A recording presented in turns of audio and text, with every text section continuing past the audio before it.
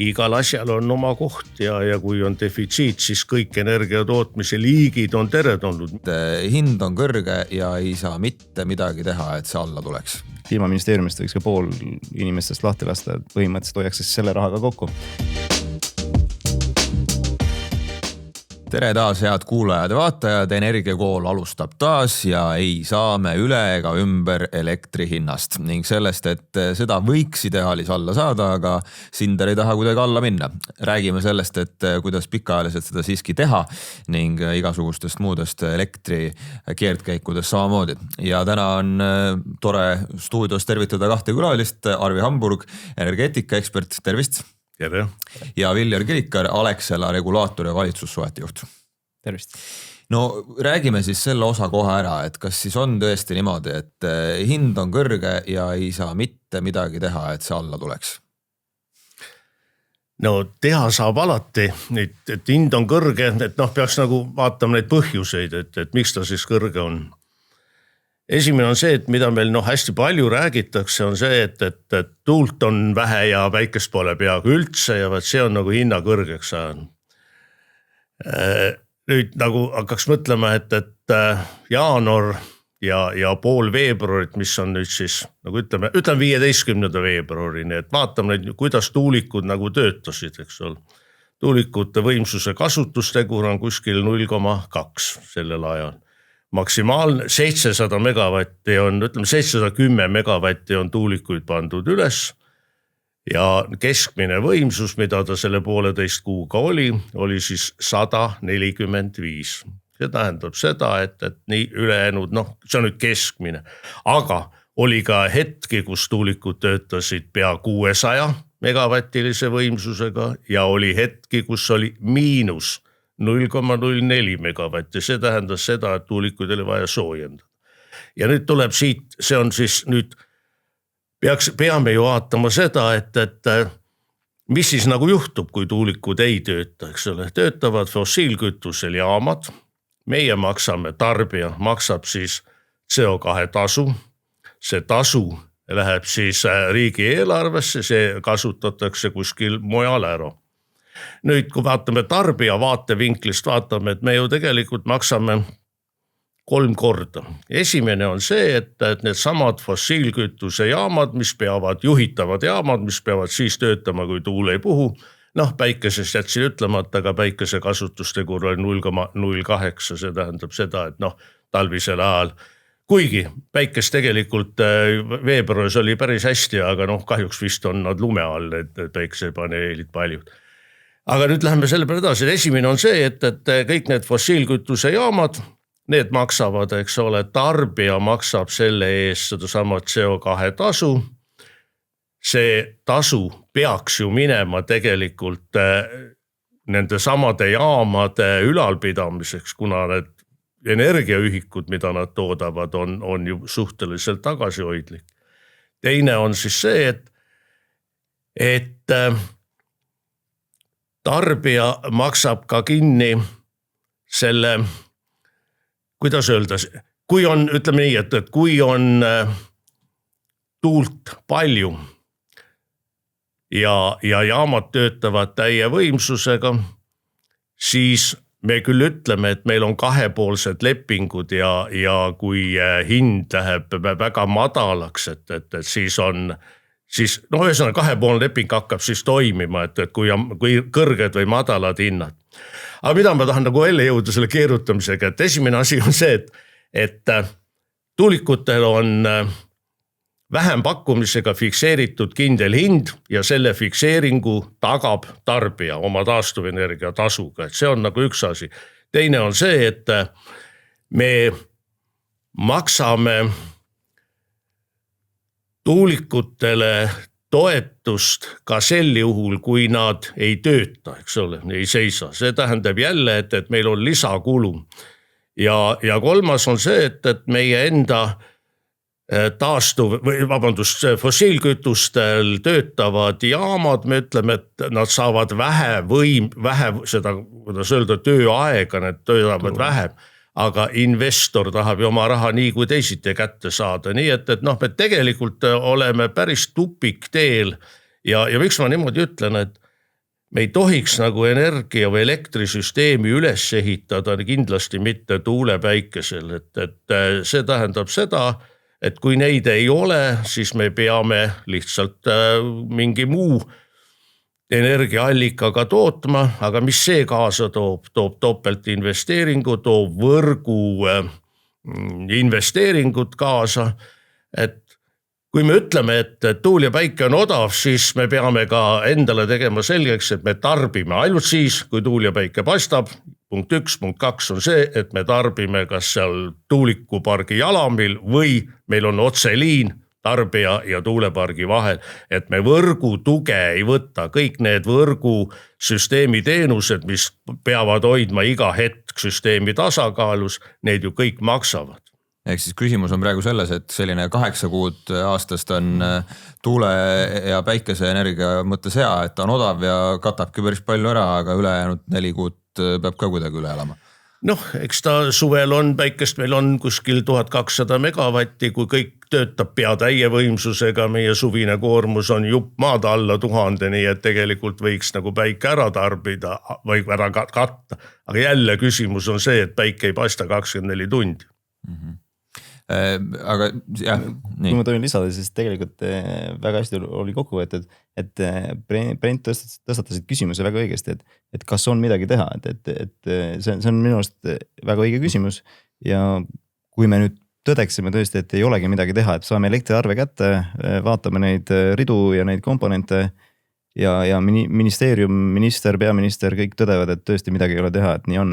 Siis tegelikult kliimaministeeriumist võiks ka pool inimestest lahti lasta, et põhimõtteliselt hoiaks siis selle rahaga kokku. Et energeetika osakond nagu sellist ei oleks ka siis vaja ju. Ma loodan, et siis ikkagi poliitikud nõustuvad, et ikkagi on vaja, et midagi saab teha. Et praegu natuke on selline tunne küll, et kõik nagu laiutavad käsi ja proovivad leida nagu süüdlaste, siis keegi nagu midagi ei tee ja vastutust ei võta. Aga kui nüüd tarbija vaates vaadata elektri hinnast, et praegu me rääkisime küll, eks ju, osade tootmisvõimsuste nagu elektri hinnast. Aga me saame ikkagi arve, kus ligi pool ongi need, mida ka Arvi puudutus, taastuvenergia tasu, nüüd tasakaalustamisvõimsuse tasu, saartalitusreservi tasu, ja siis on elektriaksiis ja nii edasi, eks ju. Ja need viimased 2 on alles hiljuti. Just, ja tõenäoliselt need tulevikus veel oluliselt kasvavad. Sest meil vajadus, täpselt see, mis Arvi ütles, et sul võib tunduda, et mingi osa energiatootmisest nagu see nii-öelda juhitamatu energiatootmine on odav, aga tegelikult selle maksab kinni, see makstakse kinni mujal teistel ridadel. Et ka seal tasakaalustamisvõimsuse real ja ka siis osaliselt juhitava võimsuse kulus. Et võib-olla see on nagu oluline küsimus, et võtaks siis nagu selle arve ette, vaataks neid ridu ja siis teeks selle inventuuri, et kuidas neid ridu saaks vähendada. Et see ei ole ainult elektri hind. Kuidas neid saaks vähendada? Jah, väga õige, et ma ütleks 2 täiendust, et esimene asi on see, et jälle selle odavusest, et tuule või päikese energiast toodetud elektri kvaliteet on ju midagi muud, kui meil on püsikvaliteet. Et mina võrdlen niimoodi, et me müüme nüüd kartulikoori ja ütleme tarbijale, et pange need kartulikoored maha, te saate poole aasta pärast, mõne kuu pärast saate kartulit kätte, mida saate süüa, eks ole. Aga see juhitav jaam peab neid kartulid andma mulle täna, mida ma saan õhtupotti panna, eks ole, et kauba kvaliteet on ju täiesti erinev. Ja nüüd selle ministeeriumi kohta, et mida teha, eks ole, mina ütleks niimoodi, et esimene asi, mis me ise saame teha, vaadata üle, kuidas meil on oma enda elektri tootmine maksustatud. Võtame põlevkivi elektri, eks ole, seal on siis ressursimaks, seal on saastemaks, seal on CO2 maks, seal on aksiis, ütleme, see väga ei puuduta ja siis kõigile tuleb veel käibemaks peale. See on nüüd üks, et kas neid ressursi ja saastemakse sellisel kujul on, sellisel suurusel on vaja, tuleb nagu järele mõelda. Kogu aeg räägime, et peaksime ise tootma, eks ole.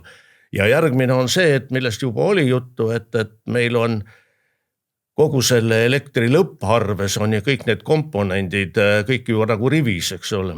Ja mida rohkem tuleb meil taastuv, et vale sõna taastuv elektrit pole olemas, aga ütleme siis ilmastikku sõltuvat elektrit, eks ole, et mida rohkem seda tuleb, seda kõikuvamaks elektri tootmine, mida raskemaks bilansi hoidmine läheb, eks ole, seda rohkem on vaja neid samad süsteemi kulusid teha. Ja nüüd tulekski vaadata, et mis see nagu õige proportsioon on, et praegult me nagu apelleerime, et Tehnikaülikool ütles, et kuskil 70% ja võib-olla 80%, nüüd järgmine on ega siis biomass on tegelikult juhitav tootmine, et me peaksime rääkima ainult tuulest päikesest, et noh, kunagi oli need, meil on ühendused rohkem praegult jah, aga kunagi meie taastuv elektri algus oli ju see, kus me ütlesime, et 600 gigavatt-tundi on aasta toodang, selle suudab meie süsteem ära neutraliseerida või ära seedida, ütleme niimoodi, ja selle eest makstakse ka taastuvenergia tasu. Võtta siin tulebki, sellega seoses mul tuligi meelde, et nagu sa ka õigesti küsisid jälle, et kas me saame ka midagi teha, et noh, kas on ettepanekuid siin ka, et no võib-olla üks ettepanek ongi see, et mis me hiljuti nägime, et noh, siin valitsus kinnitas ära ja siis Riigikogus lasti ka läbi, eks ju, energiamajanduse arengukava aastani 2035. Väga vahva, aga noh, minu üks ettepanek on küll, et lõpetaks siis asendustegevus ära ja tegeleks päriselt asjadega.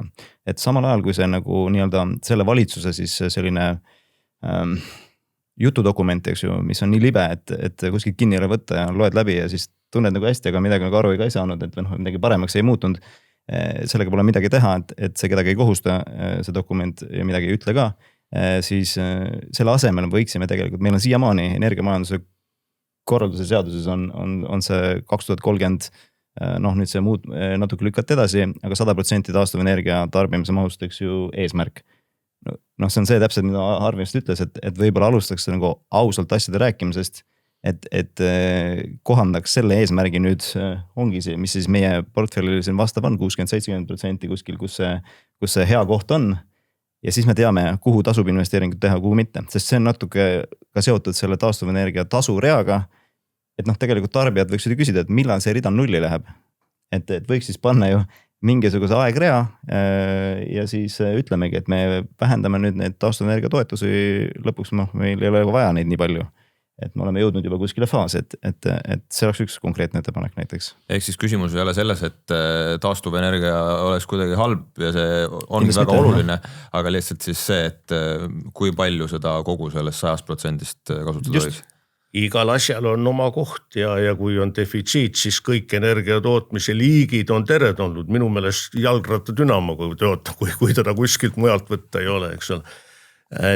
Aga mis veel nagu võiks nagu natuke seda laiemalt, et mis teha, et võib-olla see probleem on nagu üleüldse laiem, kui nüüd Eesti Toompead nagu vaadata, et me tegelikult oleme ju kogu oma elu nagu korraldanud nagu Brüsseli reeglit sees ja neid natukene nagu ületades, noh nagu pioneer olles, eks ole, et me tegelikult ei ole niisugust analüüsi teinud oma loodusressursside, oma võimekuse kasutamisest ei ole teinud, eks ole. Et see on võib-olla üks selline suurem viga ja nüüd ta taandub energeetikasse, noh väga lihtsalt nagu üles, et kuidagi väga moodne on. Ja läheme selle taastuvaga nagu väga suure hooga edasi, mis see tähendab seda, et Vene gaasi sõltuvuse vahetame nüüd, ühesõnaga fossiilkütuse vahetame nüüd siis ikkagi täpselt samasuguse fossiilkütuse vastu, mille nimi on gaas ja tal on pea poole võrra on CO2 heide vähem, aga ta energiajulgeoleku sellest aspektist on ta, kui me siin samas Soome lahel ei ole väga kindel, kuidas need transport toimub, aga kuidas me Atlandi peal nagu oleme, et nüüd nagu väga Ameerika gaasi peal läheme, et see energiajulgeoleku kandi pealt on väga niisugune keeruline.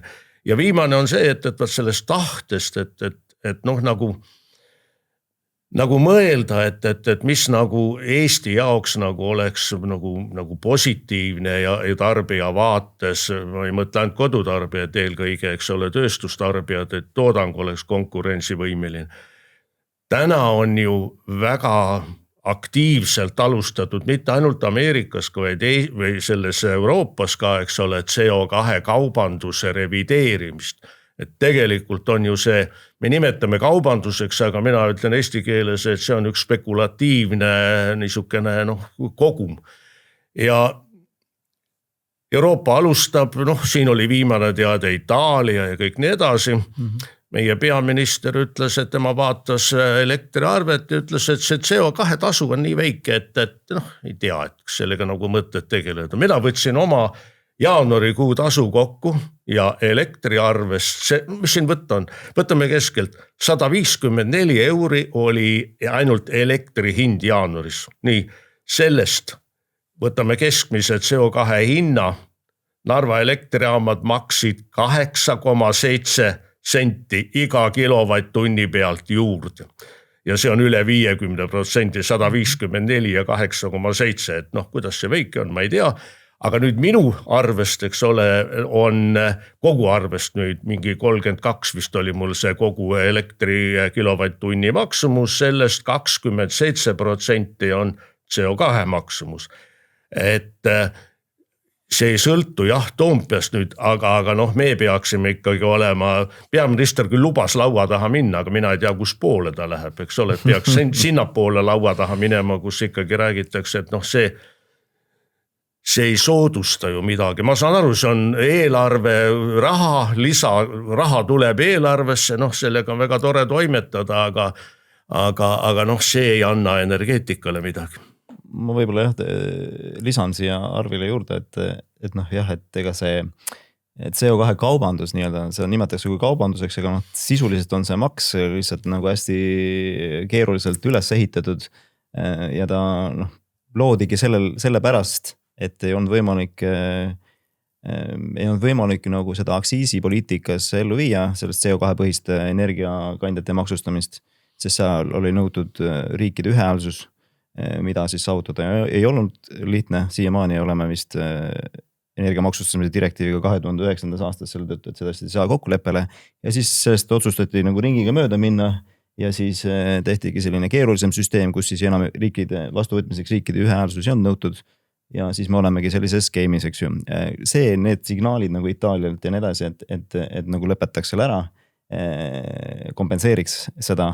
Need on väga positiivsed signaalid sellest vaatest, et läheks siis nagu alguse juurde tagasi, et ei ole nagu, ei tohiks ka Euroopa poliitikas olla midagi nagu püha, nagu nii püha, et nagu selles maksupoliitikas, et me seda ei tohi puutuda, et me võiksime seda avalikult arutada, analüüsida ja siin on küll kohta täpselt see, mis Arvi ütles, et kui meie enda energiaportfell ka on vaja üles ehitada järjest rohkem seda juhitavat poolt, mis on meil jäänud nüüd vajaka või võimaldada temal siis turul olla rohkem, ehk siis see on see meede, mille kaudu seda saaks teha, millega saaks siis elektri hinda alla tuua.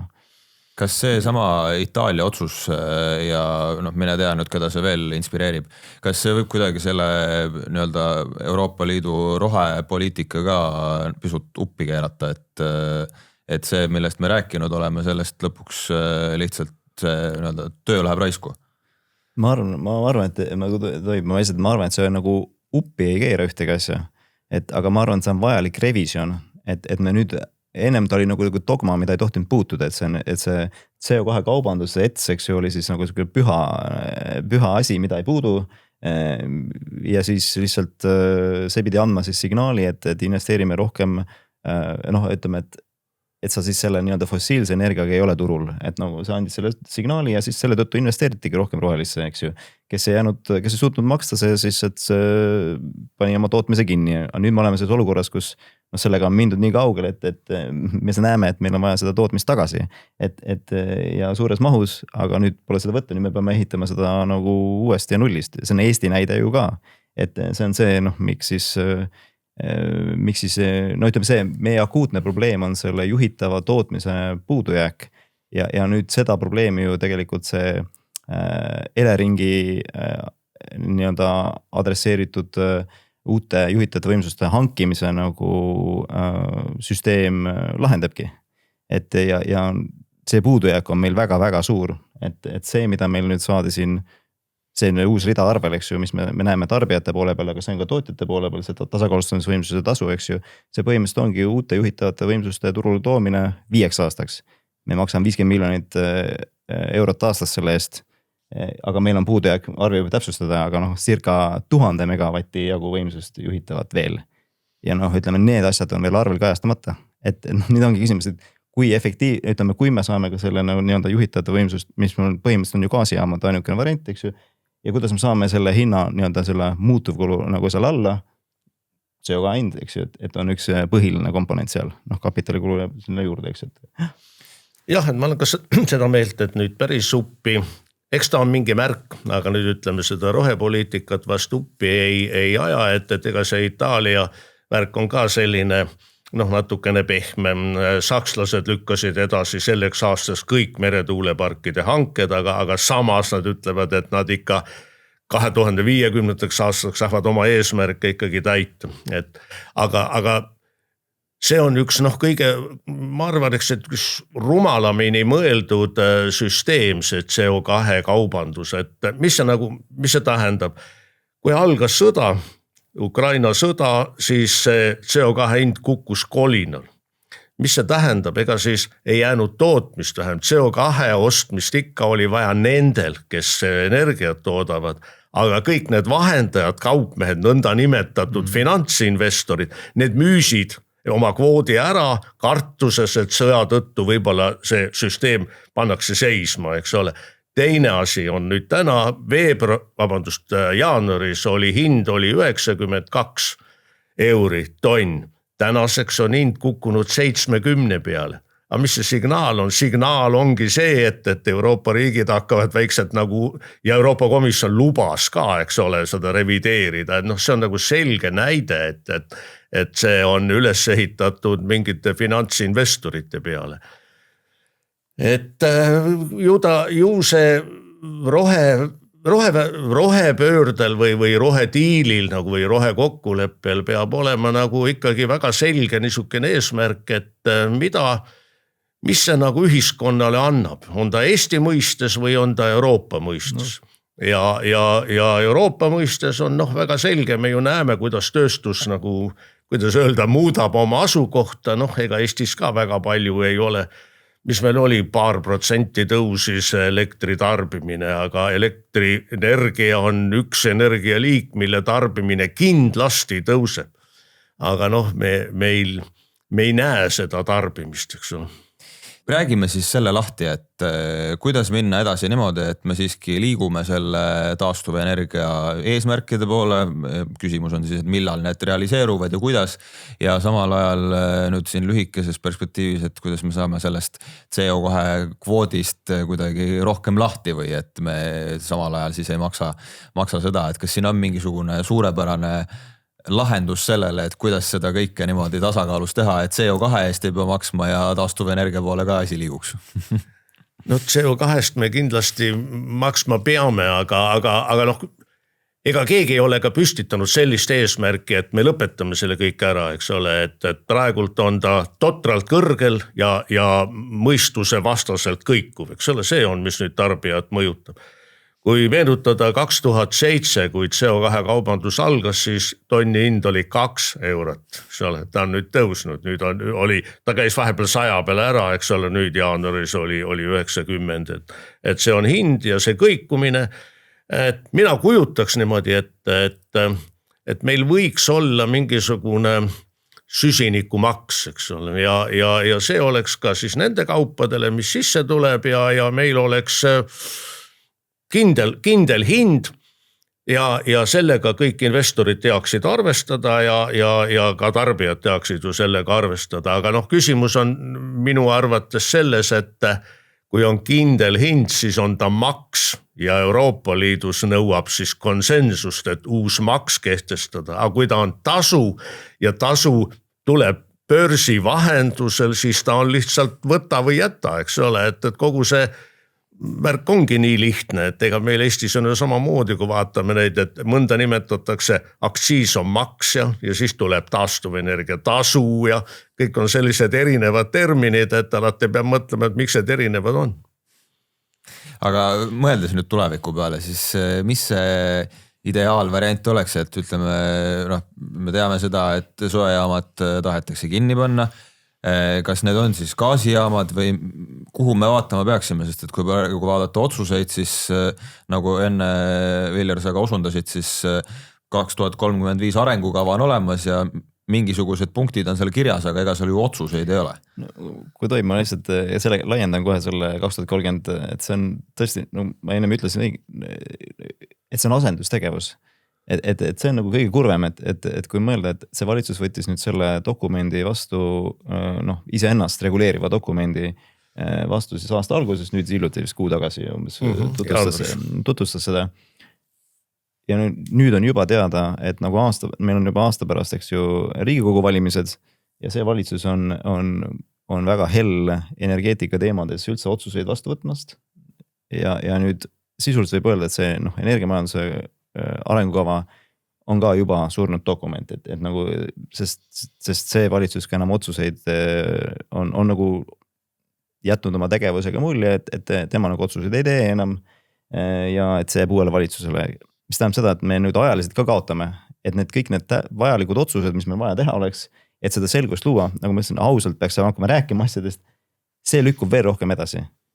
Et nagu see on minu arust üks nagu selline kriitiline osa ja üks asi, mida ma tahtsin osundada, et see ENMAK 2035, mis peaks olema siis nagu valitsuse visioon Eesti energeetikast kuni 2035. aastani, ta ei käsitle ühte kõige olulisemat komponenti, mida tegelikult tarbija peaks kogu aeg küsima, mis on siis riigi omandus olev aktsiaselts Elering ja tema tegevus, mis kajastub otseselt meil nagu ka arvetel selle tegevuse efektiivsus, eks ju.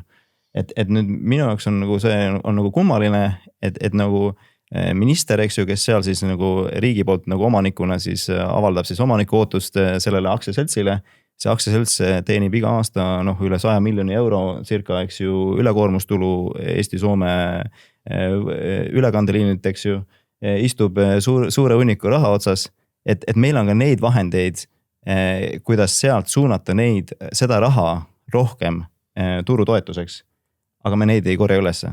Ja see on küsimus küll ministrile ja peaministrile. Sest ausalt öeldes Eleringile kui aktsiaseltsile ei saa panna pahaks midagi, et nad tulu teenivad ja oma rahakotti hoiavad. Aga minister, kes seal omaniku ootust väljendab, kes ka hiljuti sõnastas paremini, mitte et see oleks uuesti sõnastatud, aga sõnastas paremini omaniku ootuse, et nagu konkurentsivõimelist elektrihinnast, et mis ta teinud on selles, et see läbi Eleringi siis ka päriselt teoks saaks. Et see on minu küll üks küsimus, mida võiks. Et mina võtaks täiesti 100% nõus, ma võtaks niimoodi, mis on kohe vaja või ütleme niimoodi, et talve üle elada. Ja ma arvan seda, et olime alles Riigikogu komisjonis, kus Kliimaministeeriumi ametnikud väidavad, et see on täiesti normaalne olukord, mitte mingisugust probleemi ei ole. Arengukavas on kõik positiivsed suunad fikseeritud ja me töötame selles suunas. Mis see tähendab, mis töötame selles suunas? Minu vastus oli see, et rohkem tuulikuid. See oli tore päev, kus tuulikute toodang oli 0. 3 tunnil oli 0. Et nulli korrutad ükskõik mis arvuga saad ikka 0, eks on. Aga nüüd, mis see kohe teha? Kohe mina arvaks ikkagi niimoodi, et meil on ikkagi jaanuarikuu kõige karmimad hinnad olid meil ajaloos. Meil ei tea, kuidas see aasta läheb ja veebruar, märts, eks ole, aga jaanuarikuu oli kõige karmimad hinnad. Igal juhul me peame tarbijaid aitama. Kuidas see doteerimise süsteem luua, see on nüüd teine küsimus, aga raha taha asi ju seisma ei tohi jääda, seda võib rääkida. Raha on tulnud täiendavast käibemaksust, täiendavast aktsiisist ja CO2 tasust on raha tulnud. See on tegelikult eelarves olemas, nüüd küsimus on tahtmises. Järgmine on sama, mis on ülekoormustasu. Selle aasta või eelmise aasta selle 31. detsembri seisuga oli 268 miljonit oli ülekoormustasu Eleringi arvel. Kui kellelgi on väga palju raha, hoiab ennast pangas, et ma ei tea, kas see on kõige parem moodus, et jälle peaksime nagu mõtlema niimoodi talupoja tasemelt, et see on nagu üks asi, nüüd see on nagu operatiivne ja võib-olla vaatama ka üle, eks ole, et kogu selle meie vähekindlustatud tarbijate elektrivarustuse niisuguse süsteemi võib-olla on vaja mitte sellisel kujul just nagu ta oli see, kuidas see teenus oli, universaalteenus, eks ole, et aga on kindlasti, ei saa panna ühele ettevõttele sellist koormust peale, aga ma arvan, et ka see on võimalik sellepärast, et ikkagi selle kõrge hindadega praegult ka ettevõtjad teenivad, tootjad teenivad päris korralikku sellist tasu. Aga pikas perspektiivis on see, et jah, Enmakiga ma olen täitsa nõus sellega, et see on niisugune heade soovide kogum, aga selle heade soovide kogumi realiseerimiseks ei ole ühtegi tegelikku niisugust metoodikat või reaalset teed. Öeldakse, et tuleb teekaart, eks ole, teekaartidega hakkab minema, et ega need 3 eesmärki on ju tohutu vahvad, eks ole, et hind peaks olema all meil, aga kuidas me seda hinda alla saame, kui meil kogu aeg tulevad neid koefitsente juurde, eks ole. Järgmine on see, et energiajulgeoleku tagame. No aga me ei taga, eks ole, energiajulgeolekut me hakkame ostma sisse üle ookeani kütust, eks ole. Ikkagi ma eeldan niimoodi, et meie oma 10 või 50 kilomeetri tagune kütus oleks see ikkagi õigem, eks ole. Ja kolmas on siis see keskkonnavärk, et parandame keskkonda ja me vähendame natukene CO2 koguseid, aga tegelikult ühe fossiilkütuse asendame importfossiilkütusega, et need asjad ei ole, mina olen öelnud niimoodi, et mul on seda hästi kaua seda arengukava ja see on nüüd ütleme 4. variandi veel väikene niisugune kohendamine. 4. variant oli augustiks valmis ja isegi mitte juuliks oli valmis, augustiks anti ettepanekuid ja nüüd jaanuaris võeti vastu. Et ta on siis 5. variant, aga mulle tundub, et nagu aega jäi ikka väheks, et loosungid said pandud, aga ei suudetud läbi mõelda, kuidas loosungid realiseeruvad. Aga mis siis see tulevik on, et kui me mõtleme siin lähiaastate peale, praegu teades seda, et uusi võimsusi tõenäoliselt aastaga nüüd ei tule meile siia riiki juurde, siis kappame siis sama kõrgete hindadega järgmisel aastal edasi? Mina ütleks enne siin seda, et kõige tähtsam on süsteemi teenused. Meil on täna, meie ei räägi see, et taastuvenergia on paha või halb või neid on neid olemas. Täna on meil 1250 megavatti päikest ja 710 megavatti tuult. Me peame need süsteemi ära mahutama ja selleks on esimene asi on salvestus, esimene asi. Teine on juhitavad võimsused ja kolmas on tarbimise reguleerimine. Aga salvestus ei ole ainult see, millest meie räägime, akusalvestus, see on autoakut teame, eks ole, see on tunni arvestus ja see võib tunni hinda maha võtta, võib-olla natuke seda tunni tarbimist. Meil on vaja mahuga salvestust, mille mahud on, ütleme tagasihoidlikud 10 gigavatt-tundidega. Paldiski salvesti on 6 gigavatt-tundi, saaksime, nii vajalikku üldse saab olla, kui me tahame midagi toetada, siis mina ütleks tarbija seisukohas, siis me peame toetama sellist pikaajalist salvestust ja tuleks sinna veel 1 või 2 seda astet juurde, need veel 2 korda 6 gigavatt-tundi, see annab. Aga kui me räägime akusalvestused, kuskil pandi 100 megavatti akusid üles, no väga tore, et pandi 100 megavatti, need on võimalik, eks ole, sagedusreserve katta hetkel, aga mitte midagi enam. Süsteemi stabiilsuse jaoks on vaja, et tegelikult oleks salvestusmaht. Miller? Jaa, ma võib-olla tahtsin ühe probleemi veel tõstatada, millele tegelikult peaks tähelepanu pöörama, et kui nüüd minister ise hiljuti, ministrit küsiti ka, ehk siis energeetika ja keskkonnaministrilt küsiti siis et mida teha siis, et nende kõrgete hindadega võidelda ja mis soovitused inimestel on, siis ta soovitus oli minna fikseeritud paketile üle.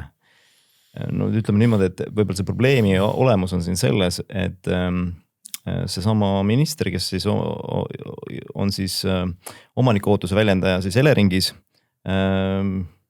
vaatab pealt, kuidas siis elektrimüüjad, kes siis peaksid selle pikaajalise stabiilse hinna tagamiseks neid riskimaandusinstrumente siis nagu turult ostma, et seda pakkuda, seda kindlust, saavad selle kindluse pakkuda turule siis neid fikseeritud hinnaga pakette. Et Elering siis otsustab oma kohustusi sellega seoses mitte täita. Ja see on minu jaoks on väga huvitav olukord, kus nagu minister siis ühelt poolt suunab inimesi sinna, teades, et kui Elering oma kohustusi ei täida, siis lihtsalt kõigile hinnad tõusevad 15-20%. Et seal on võib-olla mingi viiteaeg, aga lihtsalt, et nagu ütleme sellised süsteemsed asjad peaksid saama kajastust ja peaksid nagu lõppema. Et see tähendab seda, et inimestel võiks olla nagu rohkem kontrolli selle üle, või ütleme vähemalt huvi selle üle, mida teeb Kliimaministeerium, energeetikaosakond ja kuidas nad siis läbi siis selle sama riikliku aktsiaseltsi seda omaniku ootust päriselt maksma panevad. Ja see puudutab täpselt seda, mida Arvi ka ütles, need süsteemiteenused, et nende hind oleks madalam. Sest ütleme see, et meil on need üle 100 miljoni kokku, et siin aastas need kulud, eks ju, siin, ja tõenäoliselt tulevikus veel tõusevad. See ei ole okei. Et siis tegelikult peaks olema mingi plaan, kuidas need alla saada. Et täpselt ongi, et me peaksime nägema selle terviksüsteemi, et kõik see terviksüsteemi osad kaasa arvata, Elering kaasa arvatud, see sama, eks ole, et üks muudab oma reeglistikku ja teistel ei ole mitte, müüjatel ei ole mitte midagi muud teha, kui kaasa minna, eks ole, et see on üks kõige selline keerulisem, aga ütleme veelgi, ma ei taha ministri kohta mingit hinnangut anda, aga ütleme, et veelgi imelikum on tegelikult see, et me soodustame ja mitte vabandust, me soovitame fikshinnad. Mina võtan oma seisukohast, et kui mina oma hinna fikseeriksin, siis ma saan seda teha ainult ühel tingimusel, et mina olen müüjast targem. Mina tean, et ma fikshinnaga võidan ja börsihinnaga kaotan. Aga ma ei usu, et ma olen müüjast targem. Müüjal on ikkagi väga palju võimalusi kontrollida ja oma prognoose teha ja kui tõesti mõni müüja nii rumal on, et ta siis endale teeb külma sellega, ilmselt ta siis mõne aja pärast lõpetab selle müümise, et mina ei usu, et tarbija võidab fikshindadega. Jaa, ta võidab sellega, et ta ei pea jälgima, millal, ma ei tea, boileriga vett soojendada või mida muud, aga see soovitus ei ole päris õige. Ja võtta jälle süsteemi seisukohast on ta päris vale, sellepärast, et ikkagi meie eesmärk ongi ju, et kui hind on kõrge, siis on järelikult tarbimine kõrge, et natukene seda tarbimist ise ka vähendada. Ma ütlesin, 3. tegur on see tarbimise reguleerimine, et see ei ole nii, et ise reguleerid, peavad olema agregaatorid, kes võtavad nii väiketootjad kui tarbijad kokku ja teevad oma pakkumise turule, aga kuigil on kõigil fikshind, siis milleks seda siis me võtame selle võimaluse ära. Kui me nüüd mõtleme järgmisele talvele, see on lühiperspektiiv, varsti tuleb suvi peale, siis inimesed unustavad ära, et elektri eest peab ka maksma, kellele kuidas muidugi, aga fakt on see, et elektriarved on kõvasti väiksemad. Mingisuguseid anomaalseid nähtusi ikka tuleb tõenäoliselt ette nagu siin paar aastat tagasi, aga kui mõelda näiteks aasta 2027 jaanuari peale, siis praeguse seisuga, kas te näete seda, et hinnad võiksid olla madalamad juhul, kui meil tuleb täpselt samasugune talv nagu praegu? Ma vist isegi nagu hinda, ütleme need, et selle energia hinda ei prognoosiks, ma ei tegele energiakaubandusega ka. Ütleme niimoodi, et ma võib-olla ka siis seda börsipaketti ja nagu fikspaketti omavahel ka niivõrd ei vastanduks, kuigi märkused on sul õiged. Et see on täpselt see, mis kellegi eelistus on, aga mina pööraks pigem tähelepanu sellele, et kuna sellest arvest pool või üle poole moodustavad need püsikomponendid, mis ongi siis nagu riikliku poliitika, ja osaliselt ka Brüsseli poliitika nagu tagajärg, siis tegelikult tuleks nagu sellele eriti suurt rõhku pöörata. Loomulikult energia hinnale ka, aga ka sellele, et mina just sellele pööraks tähelepanu. sest nende osakaal tulevikus järjest rohkem kasvab. Ja see on see, mida peaks praegu pidure panema ja ütleme selle nii-öelda kontrolli, poliitilise kontrolli sinna peale, et. Jah, seda nende lisakomponentide kasvu pidurdamine, jah, see on kindlasti üks selline niisugune ülesanne, mida me ise siin koha peal saame teha, aga nüüd, et kui me räägime kogu hinnast, siis mina arvan, et mingit võimalust ei ole, et ta langeb, et ta kindlasti jääb samale või tõuseb, eks ole. Kui me räägime nüüd börsi hinnast, siis see sõltub puhtalt ilmast, eks ole, et kuidas on tuuleolud ja kõik edasi. Targemad on prognoosinud, et langeb siin veerandi võrra 5 aasta jooksul, seda ma nüüd ka ei usu, aga ega see väga usu küsimus ei ole, et eks ikka elu näitab.